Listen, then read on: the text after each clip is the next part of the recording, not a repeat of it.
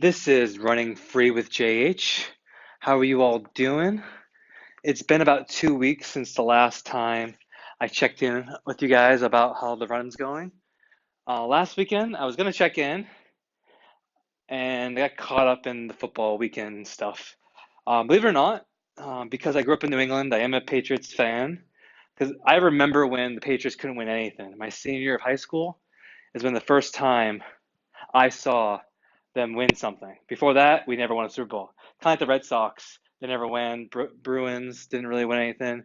Celtics won way back when, but Boston growing up was very depressing when it comes to our sports teams. Since then, it's changed a lot since then. But anyway, that's the reason why I didn't touch in last week. But things have been going pretty good. I ran my first actually not my first actually. It's been this weekend was the third weekend I did a long run. The first one was about just over 10 miles to see if I could do it and my pace was okay. The second one was 11 miles, and today was supposed to be 11 miles again. You would do the same distance a couple weeks, and you would increase it after that, and go from so on and so forth. And then every 3 to 4 weeks, I would increase it again a mile and just go in there. It's my journey, 5, 6 months down the road. However, today I got lost with my turnaround. I went into a residential area trying to do a turn, and I ended up running an extra half mile more than I should once I figured out where I was at and came back out. So I had to hold the pace I was holding for. I averaged about a 7:31 mile pace for the whole 11 and a half miles. The goal right now with the long runs is to run 2 seconds per mile faster every week. So I started with last week was about 6:36, so today was 6:34, and then when I started running, I was trying to get around 34, but I kept hitting 33. And the last 2, 3 miles, I wanted to start like see if I can pick it up, which means instead of like dying at the last couple of miles, hold on, I want to see if I can teach my body to not teach, but like get my body used to the fact of okay, we have a couple miles to go, let's pick up the pace. And so I was running 7:33s consistently. The last 3 miles, I went to 31s, 29, 26s, and that's kind of what happened. And so then after all of its averaged together, it hits 7:31 mile pace as an average, with those last few miles being faster. And that's not bad. 7:31 mile pace for 7.5 miles for a long run. Pretty good. Being here, this is the last weekend of January before we go into February of 2019. And I'm actually pretty impressed with where my body's adaptation is. That's not the only thing I'm impressed with, though. I'm also impressed with the way my adaptation's happening on my Monday and Thursday fast runs.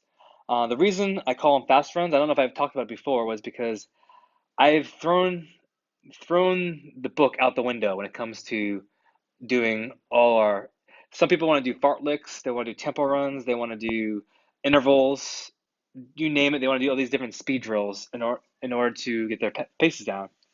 I've decided to go a different route, like I did years ago. And basically, if you've been following my Instagram, you'll see that my first mile is the slowest mile, and I pick it up each mile. And the last mile, you basically I call it holding on for dear life, because that's where I want to do it. And it probably doesn't make any sense what I'm saying. So let me back up here. So right now, I'm trying to get 4 miles under 5 minutes before I start adding a mile. Because I've noticed with me, around the 25 to 30 minute mark is where I get the best bang for my buck when I want to actually adapt to a new pace. So like this past week, which is 2 days ago, I ran 4 miles. It was 6:33, 6:28, 6:26, and then 6:12. And you'll look at it going, how the heck did you run the first three and then just zoom on? Did you have so much energy at the last? No.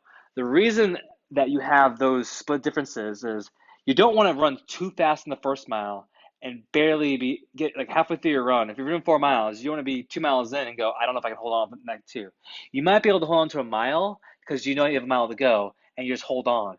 But when you have 2 or 3 miles to go, it's not the best strategy. So you want to go at a faster pace, but not too bad where you're dying when it comes to your breathing and your legs are giving out on you in the first mile. So you want to be conservative. And most people will agree, I think at least, that with your first mile, when you do a tempo or anything you do, even in your races, your first mile shouldn't be your fastest. you should get into it, because even if you do a warm up and you're ready to go, that run you start off, no matter if you run right after your warm up or if you run 10, 15 minutes later or whatever it is, it takes you sometimes 5, 10 minutes to get into that run. Same thing is key. You ever notice when you run a 400s or mile repeats or something, the first couple of them are you getting into the zone and you feel like it could be very easy.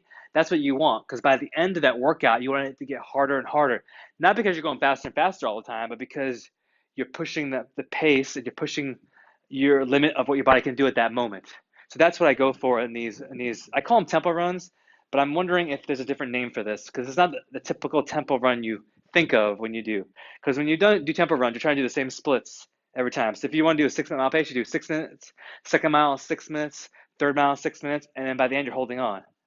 I decided to go a different route, like I was saying, and I want the slowest one to be the first one, and you gradually get faster. I'm using the watch a little bit to kind of make sure I get faster in a different way, which means basically I want the first one to be the slowest. Then I want to take the second mile and I want to drop a couple seconds. So I'm using my watch to make sure I make that happen. I'm using some of it by feel. So if I'm in the first mile and I'm using my feel and I'm thinking maybe 6:30 is too fast, I'll back off maybe a second or two and see how it feels. I'll back off maybe 5 seconds if that's how it happens. And then when I'm ready, I'll go faster. So you're using your watch and your feeling of your body to see where you are going forward for the 4 miles. I, I call it a tempo run, like I said, but I'm not sure if that's the proper terminology or if there's anything like that. I know most people won't talk about this when it comes to your fast paces, because most people will say you need about a good maybe 2 3 month base. Then you go through your either it's hill timing, you do once a week hills or twice a week hills. Then you go into your speed work session for a few months, which is everything from the track, 400, 800s, mile repeats, tempos, Indian sprints, all that good stuff. I'm throwing all that out and just doing this Monday and Friday. Excuse me, Monday and Thursday. I'm just doing this. I call a tempo run, and so far, my adaptation in the past 3 weeks has been very interesting. I'm getting faster, and I'm wondering if that's the last 2 3 minutes. I call it the Schwarzenegger zone, like I said before. Hold on for dear life. You're at that zone, and you're the last lap around that track, and I'm on the outside of the track. So if there's 8 laps or 8 lanes or 9 or 10 lanes, I'm on the outside, and I have to do a full lap around before I finish, and I'm gone. So by the time I get to that lap to go, I'm in full sprint, and I sprint the whole thing around. Don't get me wrong, it is very difficult. It is not easy, but it can be done. It's very painful. It's only 2 minutes, maybe three or maybe less, depending on how fast you run that last lap. But it can be done, and I'm seeing fantastic results with it. So that's the check-in on the last 2 weeks. This past Monday, which is about 4 or 5 days ago, Monday, which was the 21st of January, because today is the 26th of January. I had to go inside because it was so windy out here. So I ran on the treadmill. I was kind of concerned that I didn't get much of a workout because I did 1 mile at 6:31 pace with the incline, and then I did 2 miles, 2 more miles. So I did first mile, and then mile two, mile three were at 6:35 because it was going too fast. And then I got off the treadmill. I was like, I think I have this all wrong. I haven't figured out the treadmill very well when it comes to running fast. Anybody can do your slow pace on the treadmill and just have to deal with it. It's hard to run fast. At least I find it's difficult. I'm not sure if that's something to do with the incline because you're actually technically going uphill, but you're trying to equalize what it's like to be outside, or if it's the fact that being in a place where all you're seeing is a mirror, TV outside, and that's it. Well, at least when you're out on a track or outside actually running on a course or just out and about, it goes by quicker. For me, it does. And it's possible that when you're running on a treadmill, you're just staying stationary on a belt that's going. Maybe it's just harder mentally. That could be it. Not totally sure.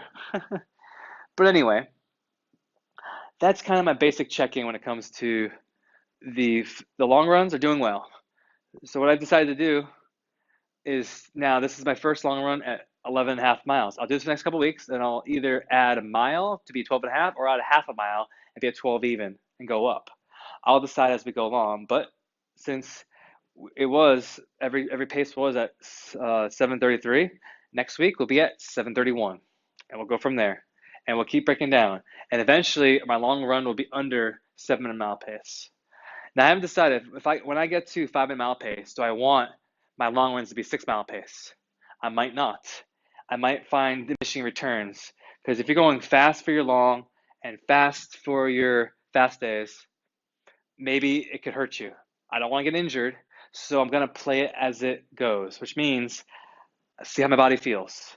Because that's why we do 1, 2, or 3 second faster per mile each time, or as you go through it, it's easy to see. If you do the jump of a minute or a jump of 10 seconds, 15 seconds per mile, you can definitely hurt yourself. At least I've seen myself get hurt over the years when I pull something because the body wasn't ready to go that quickly. So I'm doing a gradual increase when it comes to long runs. Same thing when I'm doing when it comes to my fast days. I'm doing a gradual increase in the pace there. It's been doing pretty well. My theory is Monday when I go back to the track, every mile will be under 6:30, and I'm thinking it's possible since we're at the end of January, March April time frame. I'm going to see in the fives. It's going to be awesome because it's been a long time since I saw that, but I'm allowing my body to do what it needs to do. If it's not ready for it, it's not ready for it. I'm not gonna get mad or angry or dwell on it in my brain because I didn't hit a time. And I'm like, I should be on this time because well, ultimately, what's the goal here? That's what I had to tell myself. I had to go through and have a conversation with myself. What's the goal here? Is the goal to get a certain pace at a certain time by a certain date? Is that the goal? Or is the goal to get there? And that's the goal that I had to decide. And I decided that the goal is to get there. If I can make the Olympic trials by the cutoff in January of 2020, then I'll do that. If I can't make it because I'm not ready for it, then I just won't. It's gonna suck because they have to wait another 4 years, and no one likes to wait. But it is my own doing because of the things I did to myself and the things I could have done. Because I was doing 6:20 pace for 4 miles last year around May, and what I'm doing right now is I'm fighting against time at the moment. I wouldn't have to worry about it as much if I would have just allowed my body to do what it needs to do and didn't get all cocked up in my head. But that's okay. So that's the plan. Let my body adjust as it needs to adjust. Take my time. Not take my time as in like, well, let's wait a couple weeks. No. When it's ready, let's go faster. If it's not ready, let's back off and let it come when it's ready. It's my basic plan. It's not a plan that's very technical.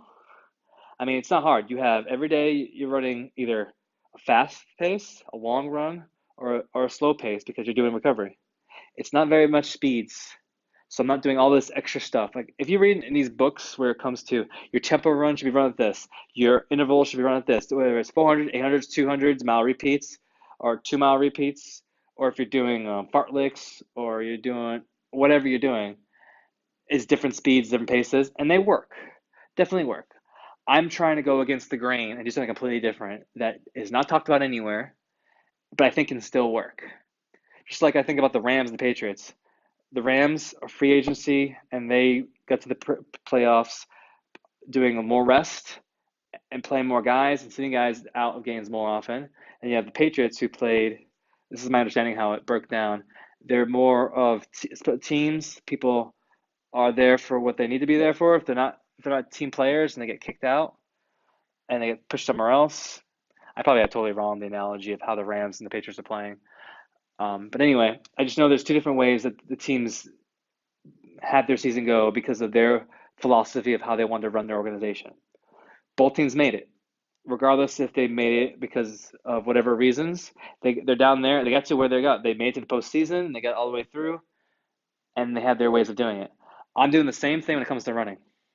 It's kind of interesting because running is the one sport that it's all on you. You can get as much knowledge as you can, but you have to implement it. It's not like you're waiting for someone else to hand you the ball. It's not somebody else that you're waiting for them to hit you something. All the sports we have out there, running is very single. You have to depend on yourself, especially these half marathons, these marathons, 5K, 10Ks.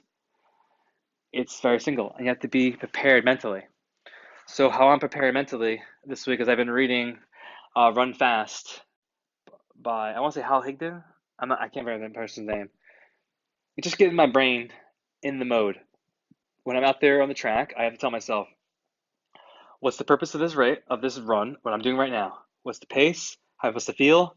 And why am I doing it? So then when things go a little iffy, or if it's too slow, too fast, or whatever, I have to remind myself, this is why I'm doing this. This is my left and right lateral limits. This is how slow I can go, this is how fast I can go, and these are the reasons why. That way, everything's in sync. My brain and my body are in sync. I hope this all makes sense. It makes sense in my head, which is always the best thing, right? But that's basically the check-in of the last 2 weeks. Everything's been going fairly interesting. It'd be interesting to see what's going to happen once it gets warm out here.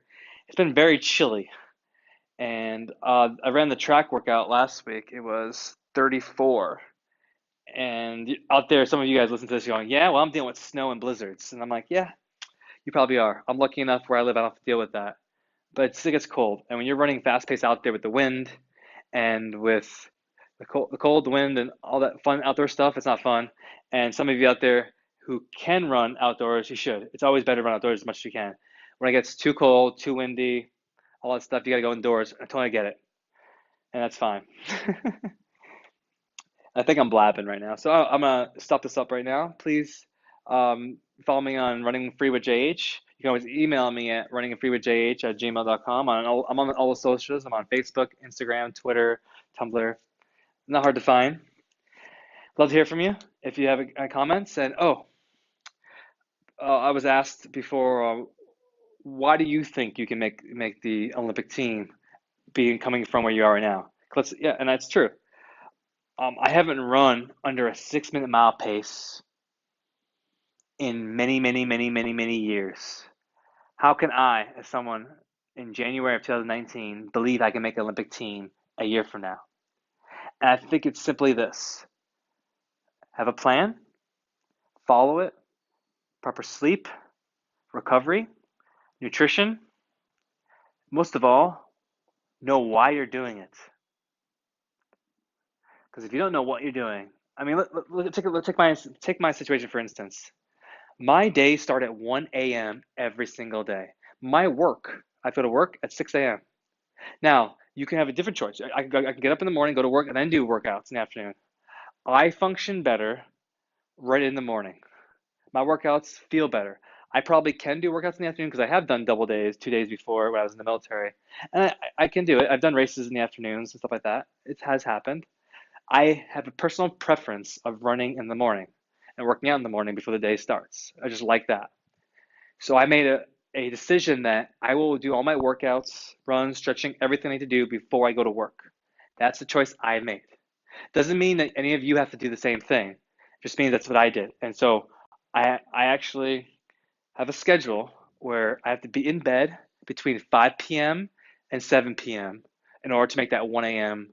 alarm clock wake off. Sometimes I wake up before the alarm, sometimes the alarm wakes me up. It just depends on the day. Sometimes I can fall asleep good, sometimes I can't fall asleep yet. And this is only for the next year. I'm trying to see if this can work because it might come up where I might injure myself, or it might come up where I get to a point where I'm seeing no return investment for my time. But I'll never know until I try. I've never given myself, except that one time in the past, where I actually committed to a training regimen and pushed through. And that's when I ran my first marathon at 6:25 mile pace.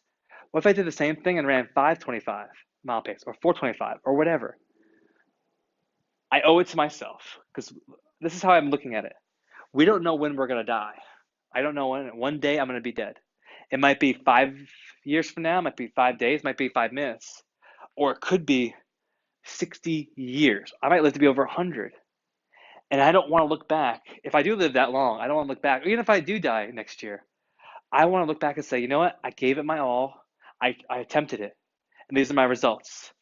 And I'm proud that I tried. I don't want to be the other guy or be the person who says, you know what? I could have done that. I could have tried. I could have seen it. Because then the gifts I have for the world never come to fruition because I chose not to do it. Even if I didn't choose or not, even if I didn't choose, a choice has still been made, and that's why I'm going for this. So the 1 a.m. is where I have to get up and start my day, and it's still my why that pushes me through. You got to have a why. You have a reason, and yes, friends take a back seat. Sucks. Everything else that you want to do fun in life sucks because you're working on recovery. But pain is only temporary, glory lasts forever. Good songs out there, right? And maybe one day I'll do a podcast on actual songs that we all enjoy. Because I know there's a lot of songs out there that I love listening to. But anyway, hope you guys have a good day. This has been my weekly check-in. Today has been January 26th, 2019. 6 months will come regardless if I work out or not. Where I want my body to be and my results to be is up to me. Good luck to you guys, and talk to you on the next one. The podcast you just heard was made using Anchor. Ever thought about making your own podcast? Anchor makes it really easy for anyone to get started. It's a one-stop shop for recording, hosting, and distributing podcasts. Best of all, it's 100% free. Sign up now at anchor.fm/new. That's anchor.fm/new to get started.